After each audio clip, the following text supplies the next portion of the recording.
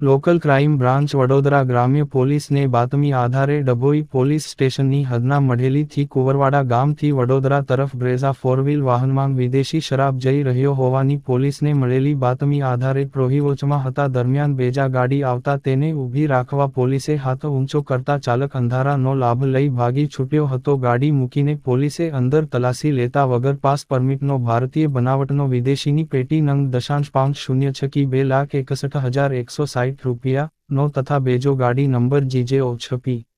B.165 કી રૂ. 5 લાખ મળી કુલ રૂપિયા 7,61,160 ના મુદ્દામાલ સાથે વિદેશી દારૂનો જથ્થો ઝડપી પાડ્યો હતો જ્યારે તે ફરાર થઈ ગયેલા ચાલક અને મંગાવનાર તથા તપાસમાં જણાઈ આવે તેઓ તમામ વિરુદ્ધમાં પ્રોહી એક્ટ કલમ મુજબની ફરિયાદ Pravinsinh Ranvirsinh local crime branch Vadodara નાઓની ફરિયાદ આધારે મુદ્દા માલ કબજે કરી આગળની કાર્યવાહી હાથ ધરી છે. રિપોર્ટર અફઝલ રજા ખત્રીજી PK ન્યૂઝ ડભોઈ.